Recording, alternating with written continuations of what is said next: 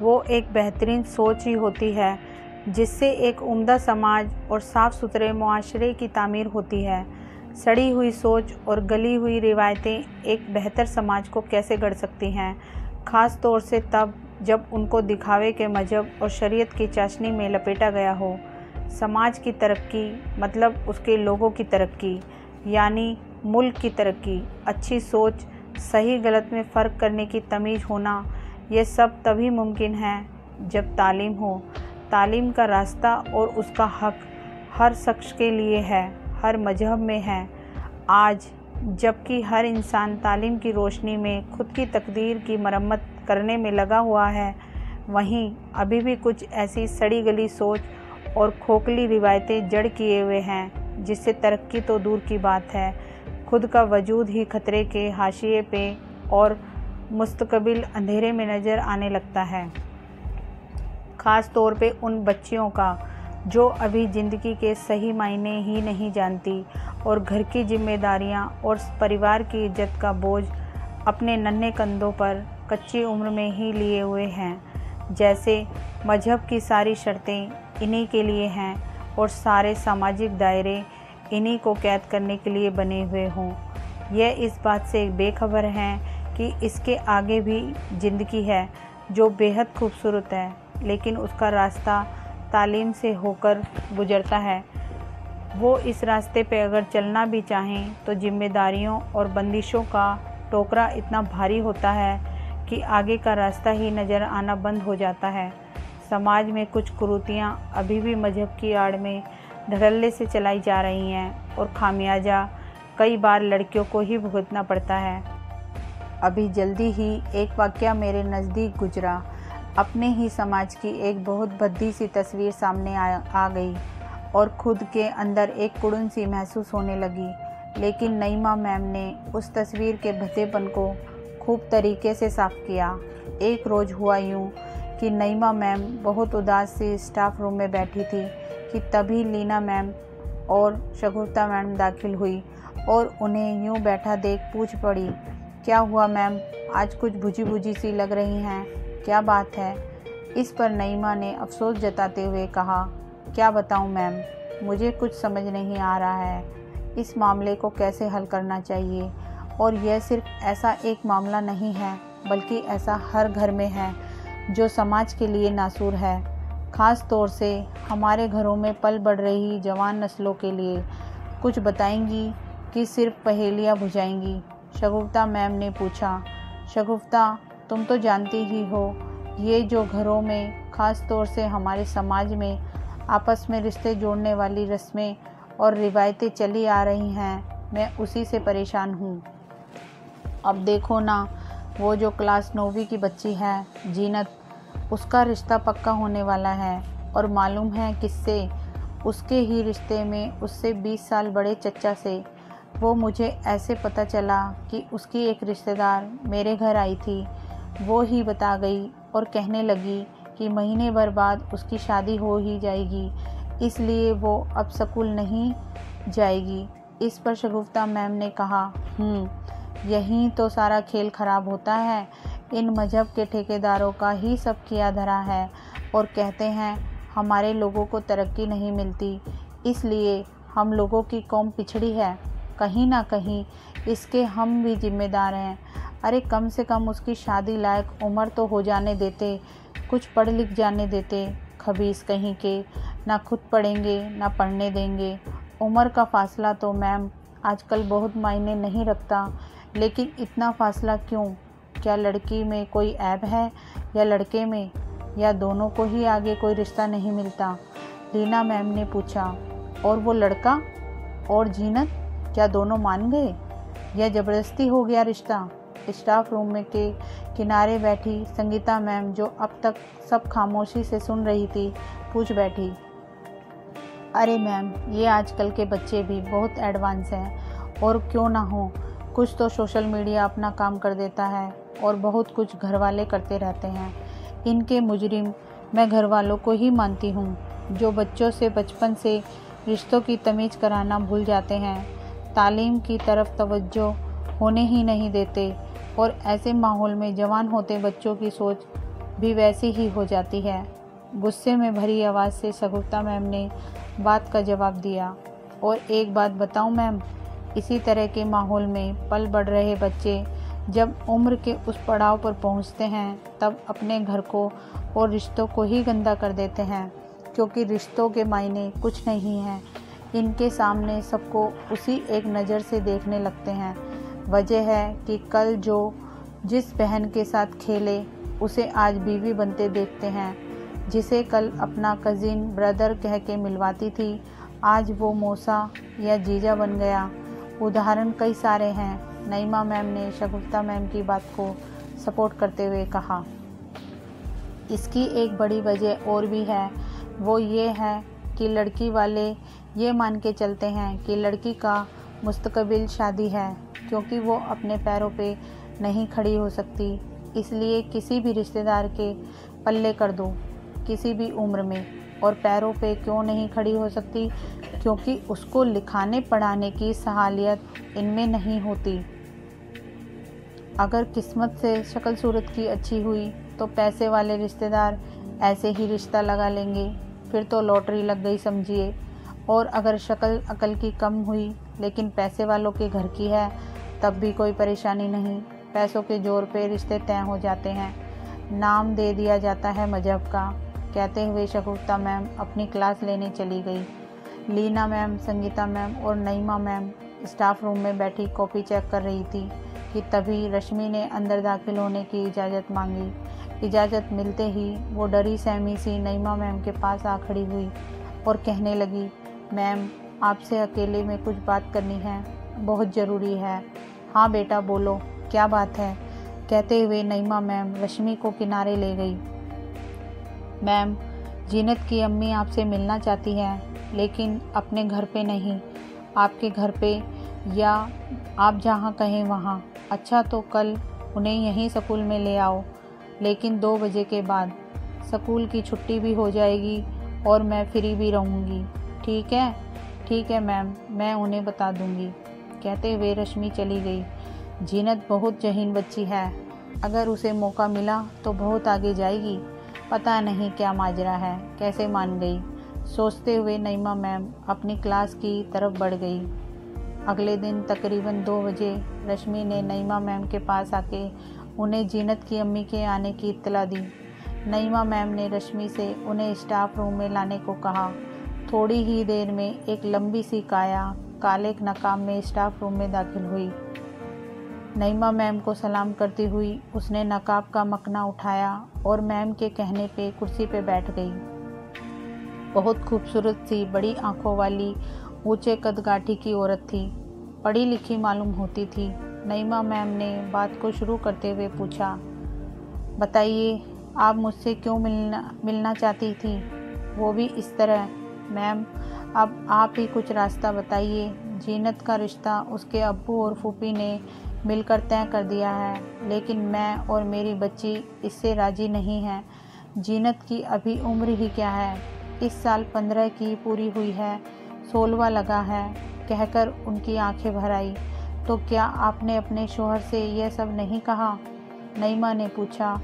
वो इतने ही काबिल होते तभी क्यों? कहने को तो जीनत और मैंने बहुत कहा, लेकिन उल्टा कल उन्होंने उस गरीब पर हाथ उठा दिया।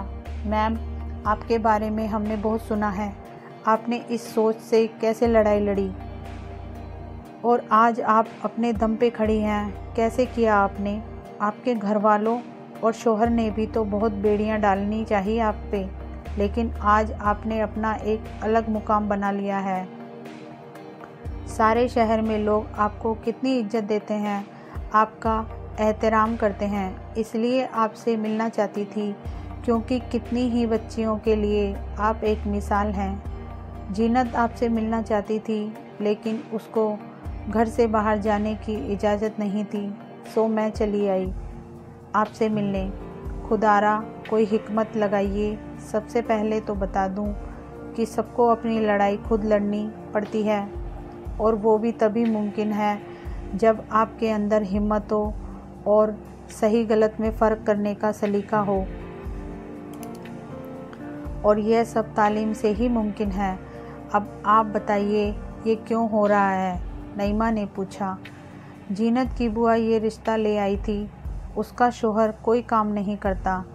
वही हाल जीनत के अब्बू का भी है।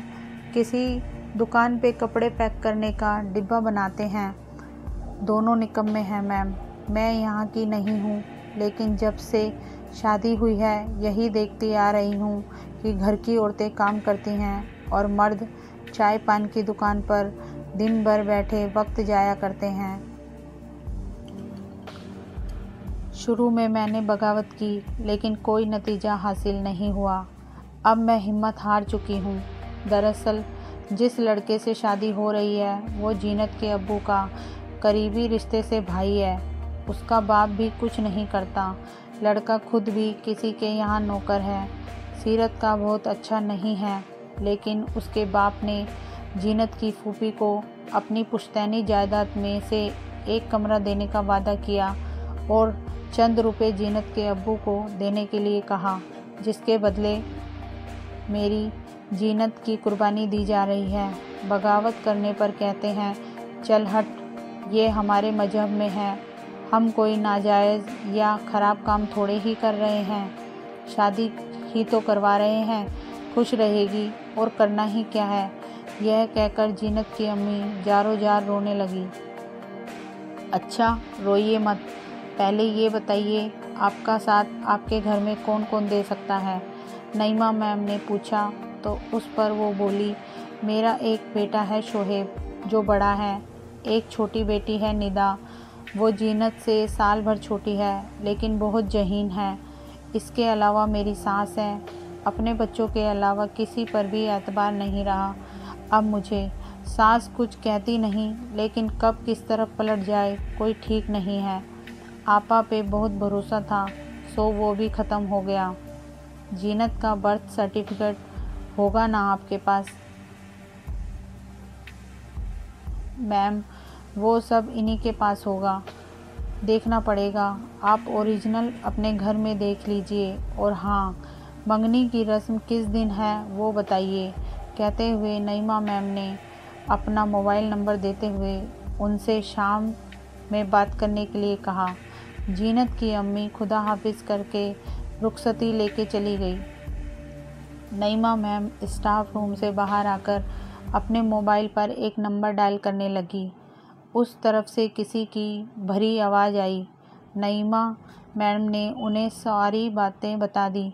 उन्होंने कहा कि आप बस वक्त और प्रूफ के बारे में इत्तला कर दीजिएगा, बाकी तो हम संभाल लेंगे। शाम में जीनत की अम्मी का फ़ोन आया और उन्होंने बताया कि मंगनी इसी हफ्ते जुम्मे के रोज़ है। नईमा मैम ने जीनत की अम्मी से ताकीद कर दी कि इन सब बातों की किसी को कानो कान खबर ना हो। जुम्मे के रोज़ दोपहर में स्कूल ख़त्म करके नईमा मैम ने शगुफ्ता मैम, लीना मैम और जीनत की क्लास की लड़कियों को साथ लिया और सीधे जीनत के घर धमक पड़ी। उन सबको वहाँ देख के जीनत के अब्बू और बाकी मेहमानों को लगा कि शायद जीनत ने उन्हें अपनी मंगनी में बुलाया हो। जैसे ही रस्म शुरू हुई, नईमा मैम ने शोएब को बुलाया और उसके कान में कुछ कहा। उनकी बात सुन के शोएब अंदर से बर्थ सर्टिफिकेट ले आया और तभी नईमा मैम ने फ़ोन से कॉल लगाई। मिस्ड कॉल देके वो खामोश खड़ी रही। तभी वहाँ इंस्पेक्टर सूरज सिंह अपनी टीम के साथ आ पहुँचे। अपनी भारी आवाज़ में बोले, यहाँ क्या हो रहा है? उस पर जीनत के अब्बू और फूफी बोले, अरे शादी मंगनी का माहौल है सरकार, बच्ची की मंगनी हो रही है, लेकिन आप यहाँ कैसे? कोई मसला है क्या? जी मसला है। लड़का कौन है? लड़का खड़ा हुआ और बोला, सर मेरी मंगनी होने वाली है। बात क्या है? बताते हैं, अभी बताते हैं। इतनी जल्दी क्या है? लड़की को बुलाइए फ़ौरन। जीनत की अम्मी उसे अपने साथ ले आई। इंस्पेक्टर जीनत से पूछते हैं, बेटा क्या ये सब तुम्हारी मर्ज़ी से हो रहा है? जीनत रोते हुए कहती है, नहीं सर, मुझे तो आगे पढ़ना है, लेकिन अब्बू मुझे पढ़ने नहीं देते। यह उनकी और फूफी की जिद से हो रहा है। अरे सर बच्ची हमारी है, हम उसका बुरा थोड़ी ही सोचेंगे। उसे अभी क्या पता, वो अभी बच्ची है। जीनत के अबू ने कहा। जी हाँ, बात तो यही है कि ये अभी बच्ची है और इसकी शादी की उम्र नहीं है। सही कहा ना मैंने? नईमा मैम बर्थ सर्टिफिकेट शोहेब से लेते हुए इंस्पेक्टर सूरज को देते हुए बोली। इंस्पेक्टर सूरज ने कहा, ले चलो इन सबको, थाने बंद कर दो। अंदर जब जेल की हवा खाएंगे तब अकल ठिकाने आएगी। और तू 30 साल का होके अपने से आधे उम्र की लड़की से शादी करने चला है, वो भी उसकी मर्जी के बगैर। चल तेरा भूत उतारता हूँ। कहकर इंस्पेक्टर जीनत के अब्बू लड़के के बाप और लड़के को अपने साथ ले जाते हैं।